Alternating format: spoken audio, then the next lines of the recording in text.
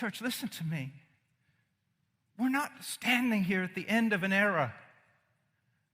No. It's time to go on and go on and go on. There is so much right here, so much more that can be done here. So much work to be done to take the gospel to the nations, to take the gospel to this nation. So much to be done in Bible translation. There are so many things that can be done, and that's the pain of it.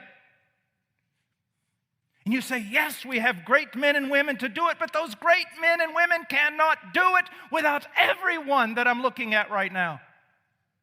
And everyone hearing my voice. Everyone has a place, a work, a task to either go down in the well or to hold the rope for those who go down. To serve Christ. To serve Christ. He goes, present your bodies as a living and holy sacrifice.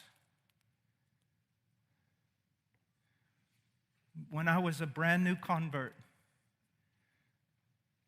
one of my dear friends was talking to Leonard Ravenhill, the old English revivalist, and said, Brother Paul's really been struggling with some things.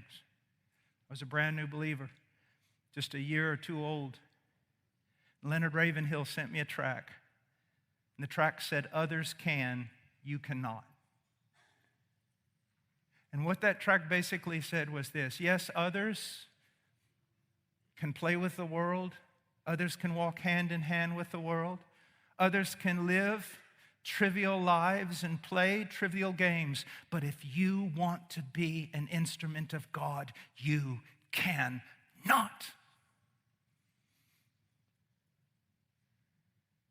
The Christian life does not begin with what you do. It begins with what you don't do.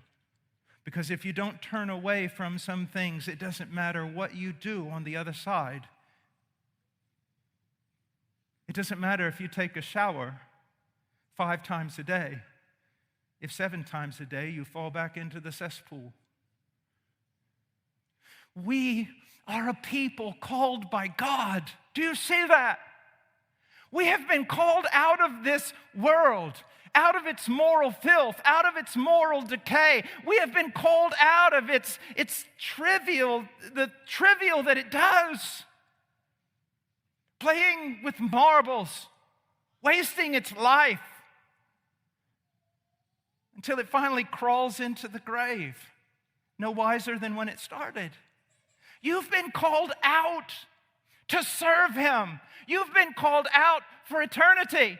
You've been called out. So come out. The things in your life that are soiling you, the things in your life that are holding you back, the sins that are besetting you, let them go.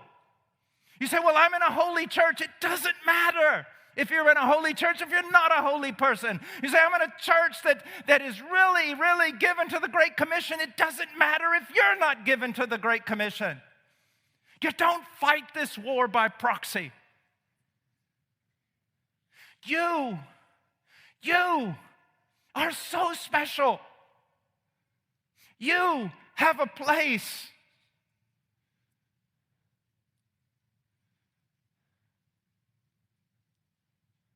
You have a place. Come out. Not just leaving immorality behind, but leaving the trivial behind. So much wasted time. So much looking and looking and looking. No. That's not for you. As wine is to be given for those who have no hope, let those things be given to people who have no hope. But you have hope of eternal life and eternal glory and of eternal purpose. Awake, sleeper, and arise. Come out from among them. He has called you to be sons and daughters. You were born in Zion. Your name is inscribed in the book. Come out and join forces with those who labor, with those who suffer, with those who cry, with those who fight.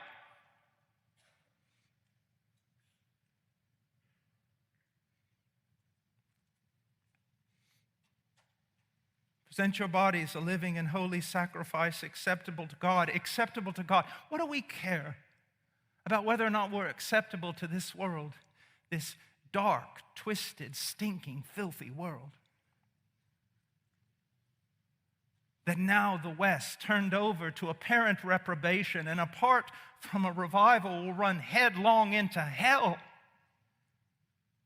What do we care? Let the dead speak to the dead.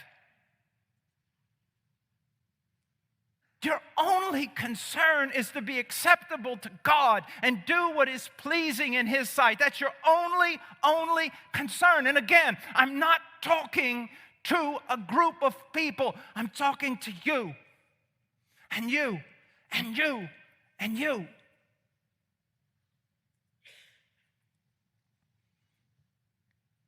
Acceptable to God, which is your spiritual service of worship.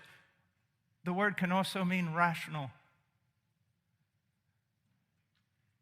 remember one time there was an atheist that had been brought to me by a person who claimed to be a Christian but lived in continuous carnality, wanted me to witness, and I just stopped and I said, you know what, I have more problems with you than I have with the atheist.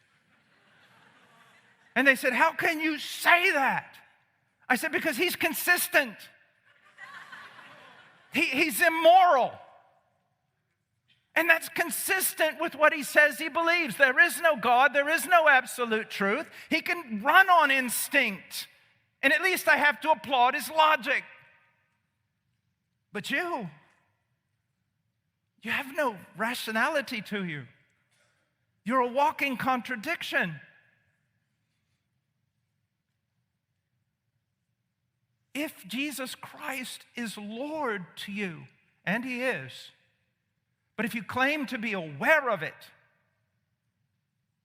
that He is your Lord, you acknowledge Him as Lord, well, there's an issue there. It's called sovereignty.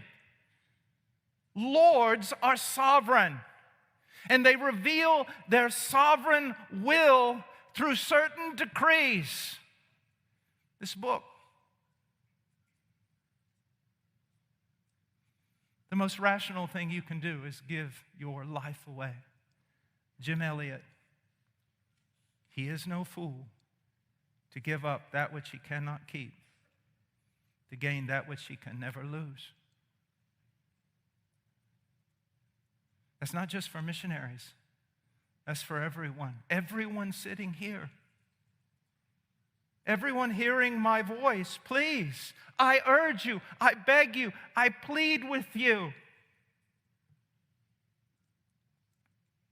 Now you say, Brother Paul, I understand this. I understand. But the motivation, Brother Paul, I understand. I want to be more. But the motivation. Paul deals with that here in verse 1. Therefore, I urge you, brethren, by the mercies of God. What is he saying? He is telling the Romans that the most rational thing they can do is give themselves lock, stock, and barrel to God. Please subscribe and hit the notification bell for more truth and to spread the light of Jesus Christ.